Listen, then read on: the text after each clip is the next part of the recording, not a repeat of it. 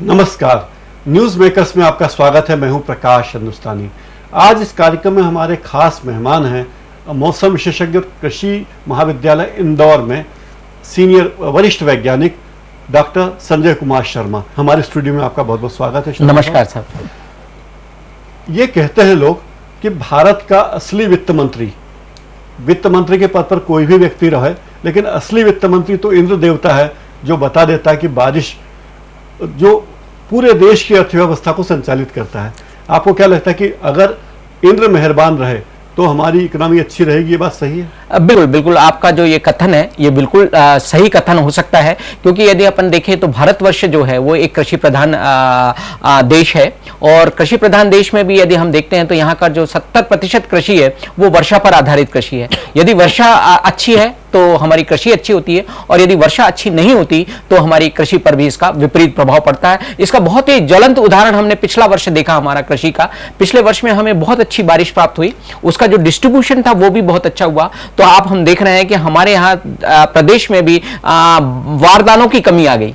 गेहूं का उत्पादन भी इतना अच्छा हुआ, सोयाबीन का उत्पादन तो काफी अच्छा हुआ ही हुआ, उसके साथ साथ हमें गेहूं का भी उत्पादन रिकॉर्ड तोड़ उत्पादन प्राप्त हुआ। तो सब कुछ हमारे वर्षा पर निर्भर करता है, और हमारा जो कृषि प्रधान देश है, और इस कृषि प्रधान देश में कृषकों की महत्ता बहुत महत्वपूर्ण है। यदि उनका उत्पादन अच्छा है तो उनकी आर्थिक स्थिति अच्छी होगी, और यही एक स्थिति हमें सामने देखने को मिल रही है। तो किसानों के पास पैसा आएगा तो पैसा खर्च होगा, शहरों में जाएगा, उद्योग धंधे चलेंगे। वो पूरी लिंक बनी हुई है, और अर्थव्यवस्था पर बिल्कुल रूप से बहुत ही निश्चित रूप से बड़ी अच्छी खुशखबरी की बात है कि इस बार भी मानसून लगभग अपने वक्त पर है।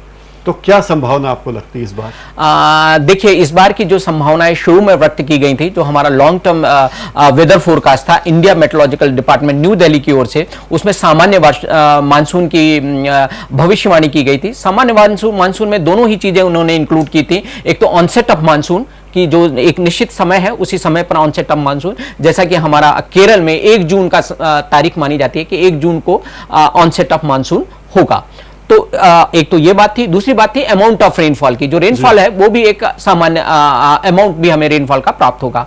तो उस हिसाब से हम देख रहे हैं कि हमारा जो मानसून है वो लगभग केरल में 5 दिन डिले हुआ है, परंतु अभी खुशी की बात यह है कि आज उसका आगाज हो चुका है मानसून का केरल में, और जो आगे बढ़ने की स्थिति है वो फेवरेबल बनी हुई है। तो हम ये देख रहे हैं कि ये आने वाले समय में पूरे देश में टाइम से पहुंचने की अभी संभावनाएं बनी हुई है। ऐसा होता कई बार कि केरल में मानसून वक्त पे आ जाए, लेकिन हमारे मालवा तक आते आते कुछ उसमें विध्वंस हो जाए।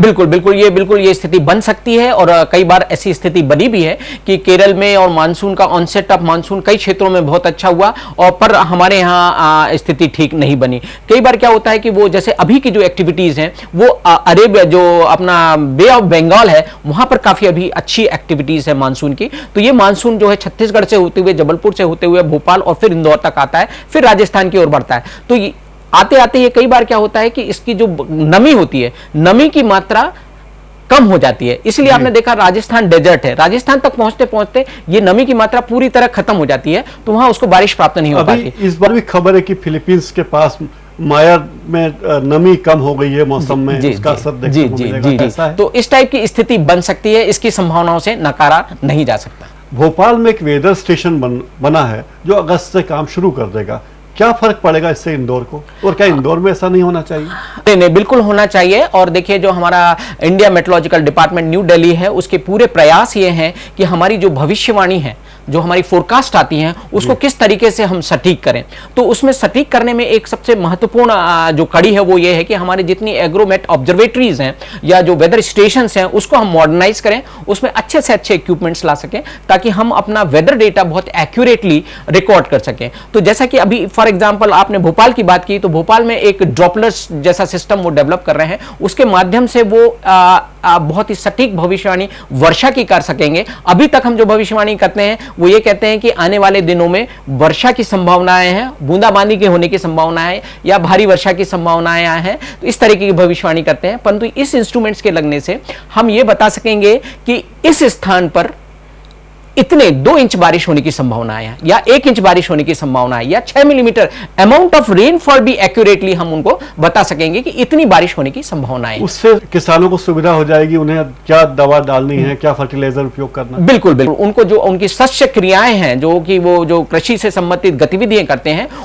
उनको करने में उनको बहुत सहूलियत होगी। जैसा कि उदाहरण के तौर पर मैं बताऊं कि यदि मान लीजिए आज वो इंसेक्टिसाइड का स्प्रे करने जा रहे हैं और यदि कल बारिश की बहुत संभावनाएं हैं कि अच्छी बारिश आएगी, तो हम उनको रोक सकते हैं कि नहीं, अभी इंसेक्टिसाइड का स्प्रे नहीं करें या वीडीसाइड का स्प्रे नहीं करें, नहीं तो वो बारिश के द्वारा धुलकर बह जाएगा और हमारे जो जल के स्रोत हैं वहां पर जाकर उसको एडल्ट भी करेगा, एडल्ट्रेशन भी होगा। तो इस तरीके से इन चीजों से हम बचाव कर सकते हैं, किसानों को आर्थिक लाभ पहुंचा सकते हैं, पर्यावरण को भी बचा सकते हैं। क्या समुद्र तटीय इलाकों में इसकी ज्यादा जरूरत होती है मौसम की जानकारी? बिल्कुल बिल्कुल, समुद्री तटों में भी हमारे जो मछुआरे हैं उनके कहना चाहिए कि जीवन पर भी प्रभाव पड़ता है। यदि मान लीजिए एकदम से समुद्र में गतिविधियां बढ़ती हैं तो उनके जो जान माल की हानि है दोनों की होने की संभावना रहती है। यदि उसमें सटीक भविष्यवाणी है तो इन चीजों से उनको बचाया जा सकता है। ऐसा लोग कहते हैं कि यहाँ सीमेंट की सड़कें बन गई है, पेड़ कम हो गए, इसलिए मौसम बदल गया है, इंदौर में गर्मी बढ़ गई है, मालवा जो कभी शबे मालवा फेमस था वो खत्म हो गया है।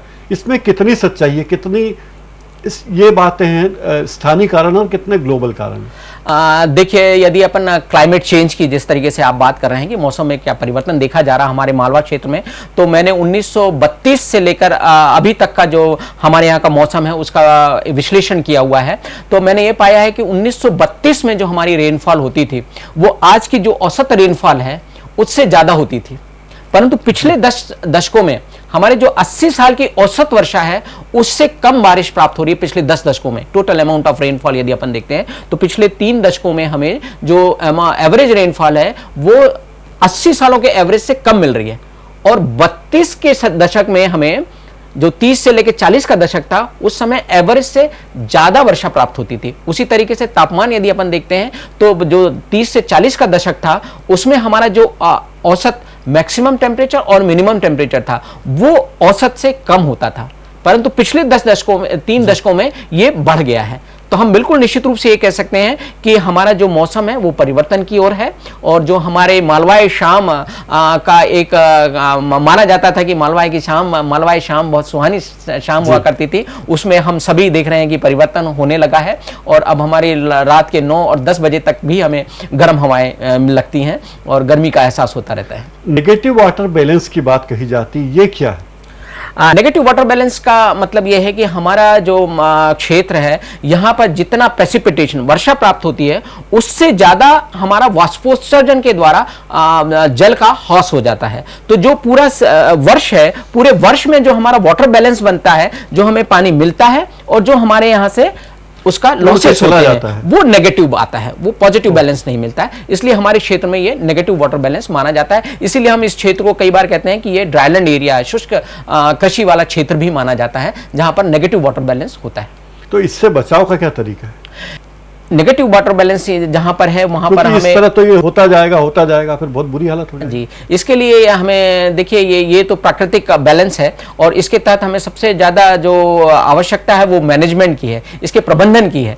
जब हमें अधिक वर्षा प्राप्त होती है उस समय एक्सेस रेंज को हमें कहीं स्टोर करना चाहिए वाटर हार्वेस्टिंग टैंक में, और उसके बाद जब हमें पानी की अधिक जरूरत होती है, जब सूखे की स्थिति बनती है, तब इस वाटर को हम रिसाइकिल कर यूज कर सकते हैं। तो इस तरीके से रेन वाटर हार्वेस्टिंग और रेन वाटर मैनेजमेंट की तरफ हमें विशेष ध्यान देना होगा। हमारे जो जल के जो स्रोत हैं, जैसे कि अभी हम खान नदी की बात करते हैं, उसका कैचमेंट भी कम होता चला जा रहा है, उसकी स्टोरेज जो कैपेसिटी है वो भी कम होती चली जा रही है। तो इन चीजों को हमको बना के रखना होगा। दूसरा, जिस तरीके से हम कंक्रीट के जंगल बनाते चले जा रहे हैं, तो जो वर्षा का पानी हमको प्राप्त होता है उसको जो अपॉर्चुनिटी टाइम मिलना चाहिए, जमीन के अंदर जाकर ग्राउंड वाटर को रिचार्ज करने की जो स्थिति बनना चाहिए वो स्थिति नहीं बन पा रही है, वो रन ऑफ के थ्रू बहकर लॉस हो जाता है। तो वही अपॉर्चुनिटी टाइम भी किसी तरीके से हमें बढ़ाने की कोशिश करना चाहिए। नौ तपा क्या होता है? लोग बोलते हैं नौ तपा है इसलिए गर्मी बहुत ज्यादा पड़ रही है, तो इसका वैज्ञानिक पहलू क्या है? देखिए, नौ तपा का यदि अपन देखते हैं तो हमें कोई वैज्ञानिक पहलू तो नजर नहीं आता, परंतु एक कोरिलेशन हमको जरूर मिलता है। नौ तपा का जो पीरियड होता है, जो एंड ऑफ 25 मई से लेके आप कह सकते हैं लास्ट वीक ऑफ मई से जून के फर्स्ट वीक तक का जो समय होता है, वो हमारे जो मौसम का या हमारा जो क्षेत्र है वहां पर अधिकतम गर्मी का पीरियड होता है, इस समय जो टेम्परेचर्स होते हैं वो मैक्सिमम टेम्परेचर्स होते हैं, तो उसको रिलेट करते हुए लोगों ने इसको नौतपा का पीरियड कह दिया है। और देखिए, जब कई बार ये भी कहा जाता है कि नौतपा में यदि बारिश हो गई तो रोहनी गल गई और हमें अच्छी बारिश प्राप्त नहीं होगी, ऐसी भी लोगों की अवधारणाएं हैं, परंतु इसमें वैज्ञानिक अवधारणा नहीं मिलती। पर हम उसको इस तरीके से रिलेट कर सकते हैं कि यदि नौतपा में तापमान बहुत बढ़ रहा है, अच्छा तपन होगी, जितनी अच्छी तपन होगी उतनी अच्छी बारिश प्राप्त होने की संभावनाएं बनती है, क्योंकि जो मानसून है, मानसून कोई चीज नहीं है, मानसून ये केवल हवाओं की दिशा है। जब हमारे यहाँ गर्मी में तपन होती है, बहुत ज्यादा तपन होती है, तो वहां पर लो प्रेशर एरिया बनता है, और जो हमारे समुद्री क्षेत्र होते हैं वहां से जो हवाएं हैं वो नमी लेकर उठती हैं और लो प्रेशर एरिया की तरफ आती हैं और वहां पर वर्षा करती हैं। तो ये जितनी अच्छी तपन होगी उतना अच्छा लो प्रेशर और हमारी हवाएं आएंगी और हमें मानसून, यही हमारा जो कि हम अपन कहते हैं साउथ वेस्ट मानसून जिसको कहते हैं, वो यही साउथ वेस्ट मानसून है। इंडियन सी या अरेबियन सी या और बे ऑफ बंगाल से जो हवाएं चलती हैं पानी लेकर, वो हमारे यहाँ वर्षा करती हैं, इसलिए इसको अपन साउथ वेस्ट। इन दिनों दिन भी बहुत बड़े हैं, 13 घंटे 26 मिनट तक सूर्य रहता है जी, तो इसलिए भी ज्यादा गर्मी लगती है। तपन इसीलिए होती है, जो इस समय का जो पीरियड होता है उसमें कर्क रेखा पर अपना जो सूर्य होता है, और ये बहुत नजदीक होता है, एशिया महाद्वीप के बहुत नजदीक होता है, और जो सूर्य की किरणें हैं वो स्ट्रेट हमें प्राप्त होती हैं, इसके कारण से तपन हमें बहुत ज्यादा मिलती है। और वही एक कारण है कि ये जो सीजन होता है हमारा, ये समर सीजन कहलाता है। ये शुष्क कृषि कैसे होती है? शुष्क कृषि जो हम ड्राईलैंड फार्मिंग कहते हैं, वो उस क्षेत्र में की कृषि को कहते हैं जहां पर नेगेटिव वाटर बैलेंस होता है। जैसा कि हमने आपको बताया कि जितना पानी मिलता है उससे ज्यादा उसका हौज हो जाता है, तो जहां पर नेगेटिव वाटर बैलेंस होता है वहां की कृषि को हम शुष्क कृषि कहते हैं। और ये पूर्ण रूप से वर्षा पर आधारित कृषि होती है, कि जो वर्षा का जल है उसी के मतलब, यहाँ पर सिंचाई के बहुत कम साधन उपलब्ध होते हैं, तो वर्षा पर आधारित कृषि होती है, उसको हम जैसे हमारे निमाड़ इलाके में पहाड़ी इलाका है जहाँ केवल बारिश में ही खेती करते हैं लोग। जी, इसी तरीके के क्षेत्रों को हम, जहां पर दो तरीके की कृषि होती है, एक तो शुष्क कृषि कहलाती है, एक रेनफेड फार्मिंग कहलाती है, जो वर्षा आधारित कृषि होती है। वर्षा आधारित कृषि उस क्षेत्रों को कहते हैं जहां पर हो सकता है पॉजिटिव वाटर बैलेंस भी हो पर सिंचाई के साधन ना हो, तो उनको हम वर्षा आधारित कृषि कह देते हैं। और जहां पर नेगेटिव वाटर बैलेंस होता है उसको हम ड्राईलैंड फार्मिंग कहते हैं। अच्छा, वहां उनके पास स्रोत नहीं है? स्रोत नहीं है, तो यहां पर बहुत आवश्यकता इस बात की हो जाती है कि हम अपना जल का संरक्षण करें, मृदा का संरक्षण करें, और इस तरह की कृषि पद्धति को अपनाने की कोशिश करें जिसमें कम पानी से अधिक उत्पादन प्राप्त हो सके। तो मौसम विभाग के बारे में बड़े लतीफे चलते हैं, तो कभी आपको हर्ट नहीं करते ये? नहीं, देखिए, मौसम विभाग के बारे में आपने बिल्कुल सही कहा, कई बार लतीफे चलते हैं। ऐसा भी कहा जाता है कि लोग कहते हैं कि यदि आज मौसम की भविष्यवाणी है कि आप बारिश होगी तो आप घर से छाता लेकर ना निकलें, परंतु मैं यहाँ पर इस बात को कहना चाहूँगा कि इस तरीके के जो लतीफ़े हैं या जो लतीफ़े कहे जाते हैं उनको हम झुटलाने लगे हैं, और अब हमारी जो भविष्यवाणी है वो काफ़ी सटीक होने लगी है। उसका जो भविष्यवाणी में जो वेरिएशंस हैं उसका प्रमुख कारण यह है कि हमारा जो देश है वो बहुत बृहद देश है, और इस देश में अभी भी जो ऑब्जर्वेटरीज है, जो मेट्रोलॉजिकल ऑब्जर्वेटरीज हैं, वो भी अभी काफ़ी दूर दूर स्थानों पर है। जैसे कि आप इंदौर में देखें, इंदौर जैसी डिस्ट्रिक्ट में 1 या 2 ऑब्जर्वेटरीज हैं, तो जो पूरा वेरिएशन, जो स्पेशल वेरिएशन है जो मौसम का या वेदर पैरामीटर्स का, वो हम कैप्चर नहीं कर पाते, उसको प्रॉपर्ली मेजर नहीं कर पाते। कितने इलाके में एक होनी चाहिए ऑब्जर्वेटरी? जितना ज्यादा से ज्यादा हो, इकोनॉमिकल हो, और जितना स्पेशल वेरिएशन हम ओवरकम कर सकते हैं। मिनिमम 8 से 10 ऑब्जर्वेटरीज की तो इंदौर जैसे क्षेत्र में आवश्यकता होती है। 8 से 10 की 8 से 10 होती है, तो उसके माध्यम से अब कोशिश ये की जा रही है। देखिए, इसकी तरफ हमारा जो एग्रो मेट्रोलॉजिकल डिपार्टमेंट है वो काफी जागरूक है। अभी इन्होंने क्या किया, हर डिस्ट्रिक्ट लेवल पर एक ऑटोमेटिक वेदर स्टेशन इंस्टॉल कर दिया। पूरे देश में हर डिस्ट्रिक्ट लेवल पर एक ऑटोमेटिक वेदर स्टेशन आ चुका है। अब इनका जो नेक्स्ट स्टेप है वो ये है कि हर ब्लॉक लेवल पर एक ऑटोमेटिक वेदर स्टेशन लगाने की कोशिश कर रहे हैं। जब इस तरीके के वेदर स्टेशन हमारे इंस्टॉल हो जाएंगे तो हम स्पेशल वेरिएशन को कवर कर सकेंगे, और हम जितना भविष्यवाणी है उसको उतनी सटीक बना सकेंगे। इस वो पूरे प्रयास हैं, और अभी भी आप देखिए, आपने देखा होगा कि हमारी जो भविष्यवाणी है उसमें काफी इंप्रूवमेंट आया है। आप 4-5 दिन पहले भविष्यवाणी कर देते कि अब मौसम ऐसा रहने वाला है, वो कैसे करते हैं? देखिए, ये शॉर्ट टर्म वेदर फोरकास्ट कहलाती है।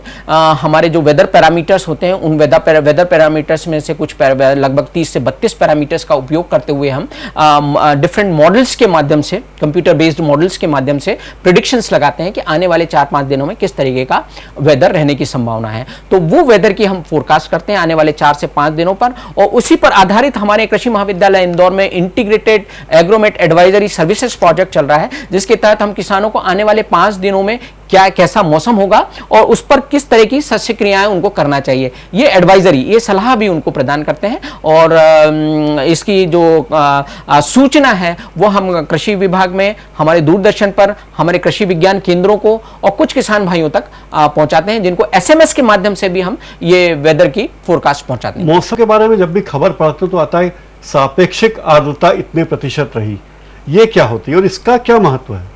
ये रिलेटिव ह्यूमिडिटी कहलाती है। और जैसा कि अभी आपने देखा होगा कि अभी हम देख रहे हैं कि अभी पिछले 4-5 दिनों में हमारे यहाँ पर टेम्परेचर्स में कुछ कमी देखी जा रही है, परंतु हमें उमस में थोड़ी सी जो गर्मी है, वो पसीना जो है वो बढ़ता हुआ नजर आ रहा है। तापमान में कमी है पर जो है पसीना बढ़ रहा है। तो ये ह्यूमिडिटी, जो रिलेटिव ह्यूमिडिटी है, आर्द्रता है, उसके बढ़ने के कारण से है। और ये एक इंडिकेशन इस समय हमारे यहाँ, जैसे ही तापमान में गिरावट आती है और आर्द्रता बढ़ती है, ये इंडिकेशन होता है कि मानसून का आगाज होने वाला है। लेकिन ये हर जगह नियम लागू नहीं होता। ये मुंबई में समुद्र किनारों पर समुद्र किनारों पर आप बिल्कुल, वहां तो पूरे समय ही ह्यूमिडिटी बनी रहती है। उसका प्रमुख कारण समुद्र की जो आर्द्रता है वो। कैसे एक्यूरेट होगा ये मौसम की भविष्यवाणी और क्या क्या करना चाहिए? वेदर फोरकास्ट को एक्यूरेट बनाने के लिए सबसे अहम जो आवश्यकता इस समय महसूस की जा रही है वो यही है कि हम अपने जो वेदर ऑब्जर्वेटरीज हैं और जो हमारा स्पेशल वेरिएशन है वेदर पैरामीटर्स का, उसको किस तरीके से हम मिनिमाइज कर सकते हैं। और उसके लिए बहुत ही आवश्यक है कि हम हर ब्लॉक लेवल पर और विलेज लेवल पर यदि हम अपनी ऑब्जर्वेटरीज इंस्टॉल कर सकते हैं और उससे एक्यूरेट वेदर पैरामीटर्स का रिकॉर्डिंग कर सकते हैं, तो उस पर बेस्ड हमारी जो भविष्यवाणी है वो भी सटीक होती चली जाएंगे। हमारे पास कंप्यूटर बेस्ड बहुत अच्छे मॉडल्स हैं, हमारे पास बहुत अच्छे विशेषज्ञ हैं, उन सभी का उपयोग करते हुए हम एक्यूरेसी की तरफ आगे बढ़ सकते हैं। इंदौर का मौसम कैसा रहेगा भविष्य में? आज से 5 साल बाद, 10 साल बाद, 20 साल बाद क्या इंदौर रहने लायक बनने रहेगा शहर? देखिए, आने वाले दिनों में जिस तरीके से हमारी एक्टिविटीज चल रही हैं, यहाँ पर हम डिफॉरेस्टेशन कर रहे हैं, अंधाधुंध जिस तरीके से व्हीकल्स का उपयोग कर रहे हैं, एसीज का उपयोग कर रहे हैं, जिस तरीके से ग्रीन हाउस गैसेस का इमिशंस कर रहे हैं, कार्बन डाइऑक्साइड लेवल बढ़ा रहे हैं, तो ये एक अच्छे संकेत नहीं है। निश्चित रूप से हम अपने आने वाले वातावरण जो वेदर है उसको खराब करने की ओर अग्रसित हैं। तो इसके लिए बहुत हम पॉजिटिव नहीं सोचेंगे। हमारा बिल्कुल जो कहना चाहिए एक्सपेक्टेशंस हैं और जो हमारी फोरकास्ट हैं क्लाइमेट चेंज के बारे में, वो बिल्कुल इस ओर इंगित कर रही हैं कि हमारा जो मैक्सिमम टेम्परेचर है, मिनिमम टेम्परेचर है, वो बढ़ने वाला है। साथ ही साथ जो एक्सट्रीम्स हैं, वेदर एक्सट्रीम्स हैं, जैसे कि जो मिनिमम टेम्परेचर पहले जमाने में 7 और 8 degree Celsius minimum temperature winter season में हमारे यहाँ जाया करता था, वो अब आप देखिए 2 डिग्री सेल्सियस और समटाइम्स 1 डिग्री सेल्सियस तक भी पहुंच जाता है। तो ये जो एक्सट्रीम्स हैं, मिनिमम और मैक्सिमम दोनों के बढ़ने की संभावना है। जो हमारा 44 एवरेज जो टेम्परेचर, जो मैक्सिमम टेम्परेचर होता है 44 डिग्री पहुंचता था, वो हो सकता है कि अब 45 और 46 डिग्री तक पहुंचने लगे। एक तो ये संभावनाएं बढ़ रही है। दूसरा, बहुत ज्यादा संभावना है इस बात की बढ़ रही है कि हमारा जो रेनफॉल पैटर्न है वो इरेटिक हो जाएगा। इरेटिक से मतलब यह है कि कभी हमें बहुत ज्यादा बारिश प्राप्त होगी और कभी लगातार सूखे की स्थिति बन जाएगी। तो जब एक्सेस रेन्स होंगी तो वो निश्चित रूप से हमारे यहाँ हैजार्डियस होंगी। उस पानी को हम कहाँ एकत्र करेंगे? साथ ही साथ उससे रन ऑफ होगा, इरोजन होगा, फसलों को नुकसान होगा। तो यहाँ पर एक बहुत ही आवश्यकता ये बन जाती है कि इस एक्सेस रेन्स को हम कहीं हार्वेस्ट करें और जब हमारा ड्राई स्पेल का सीजन आए तो हम उसको रिसाइकिल करें। तो इस तरीके की जो इरेटिकनेस है वेदर की, वो बढ़ने की पूरी संभावनाएं हैं। कई लोग तो यहां तक कहते हैं कि Malwa is heading towards desertification. So इस तरफ यदि हमने अपनी एंथ्रोपोजेनिक एक्टिविटीज को नहीं रोका, मानवता की जो एक्टिविटीज चल रही हैं, जिस तरीके से अंधाधुंध हम भौतिकवाद की तरफ बढ़ रहे हैं, तो वो निश्चित रूप से हमें डेजर्टिफिकेशन की तरफ ले जाने के लिए इंगित कर रहा है।